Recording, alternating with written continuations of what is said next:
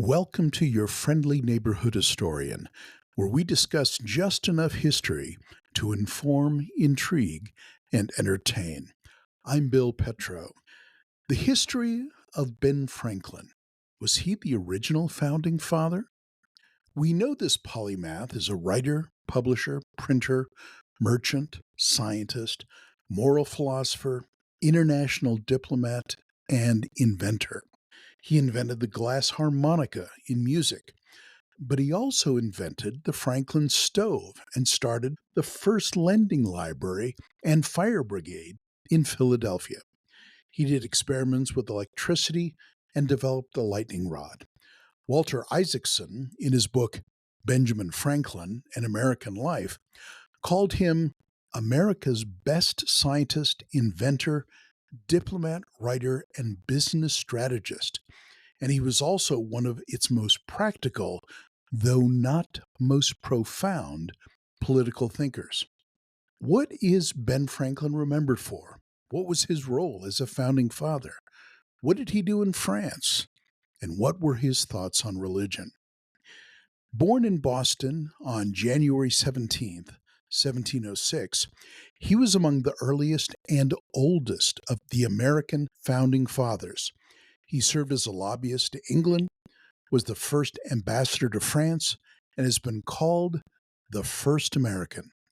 He was one of the five drafters of the American Declaration of Independence, along with John Adams and its primary drafter, Thomas Jefferson. Franklin was 70 at the time.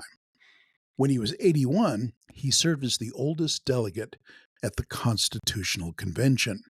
During the Revolutionary War, he served as minister to France.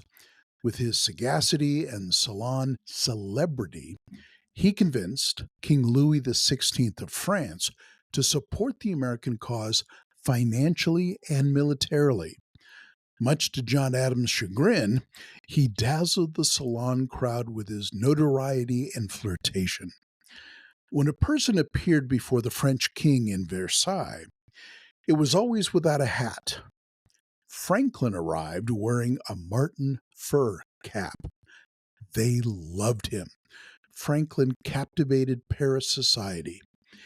He frequented the first, and to this day, the oldest coffee house in Paris, the Café Procope, as did other luminaries of the day like Thomas Jefferson, John Paul Jones, Voltaire, and a young Napoleon Bonaparte.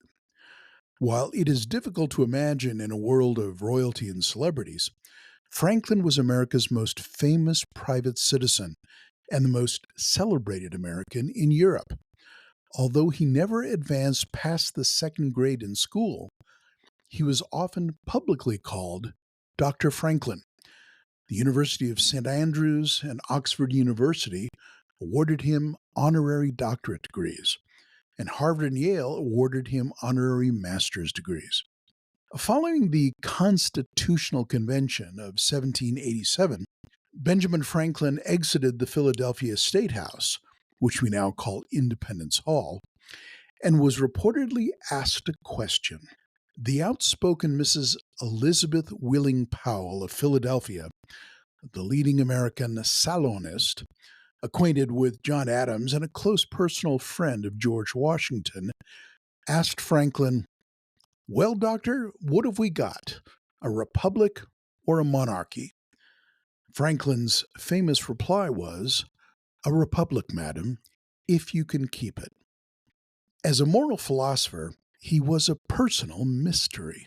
Although he believed the new republic could survive only if its citizens were virtuous, he wrote pithy and wise sayings in Poor Richard's Almanac. He did not live by all of these himself. He is typically regarded as a deist, at least in his early years. Nevertheless, he proposed that clergy lead prayer each morning during the Constitutional Convention in June of 1787. Franklin said, "God governs the affairs of men." Yet he also said, "I have some doubts as to Jesus' divinity." He was a huge fan and supporter of the international evangelist George Whitefield, and would go on to publish all of his sermons. But he did not subscribe to Whitfield's theology. So, was Ben Franklin a deist or something else? The president of Yale, the Puritan Ezra Stiles, knew of Franklin's deist leanings, but wanted, if possible, to pin down the nimble-footed freethinker to some basics. In friendship, Stiles asked him for some creedal confession, however limited. Franklin, who said that it was the first time he had ever been asked, on March 9th, 1790, readily obliged by writing, "Here is my creed. I believe in one God, creator of the universe, that he governs the world by his providence, that he ought to be worshipped, that the most acceptable service we can render to him is doing good to his other children, that the soul of man is immortal and will be treated with justice in another life, respecting its conduct in this. These I take to be the fundamental principles of all sound religion, and I regard them as you do, in whatever sect I meet with them." But Stiles wanted to know specifically what Franklin thought of Jesus. Was Franklin really a Christian or not? Franklin responded that Jesus had taught the best system of morals and religion that the world ever saw.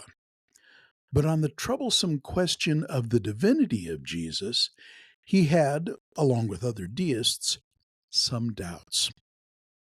It was an issue, he said, that he had never carefully studied, and writing only 5 weeks before his death, he thought it, quote, "needless to busy myself with it now, when I expect soon an opportunity of knowing the truth with less trouble." It would be difficult to burn a heretic like that. For his own epitaph, Franklin, when he was 22 years old, wrote the following: "The body of Ben Franklin, printer, like the cover of an old book, its contents torn out, stripped of its lettering and gilding, lies here, food for worms. But the work shall not be lost, for it will, as he believed, appear once more in a new and more elegant edition, revised and corrected by the author." After he died, though, 62 years later, at the age of 84, his will stipulated that on his gravestone appear only Benjamin and Deborah Franklin, 1790. His funeral in Philadelphia attracted the largest crowd of mourners ever known at that time, an estimated 20,000 mourners. Thank you for listening. I'm Bill Petro, your friendly neighborhood historian. You can find more details on this topic and others on my website at billpetro.com.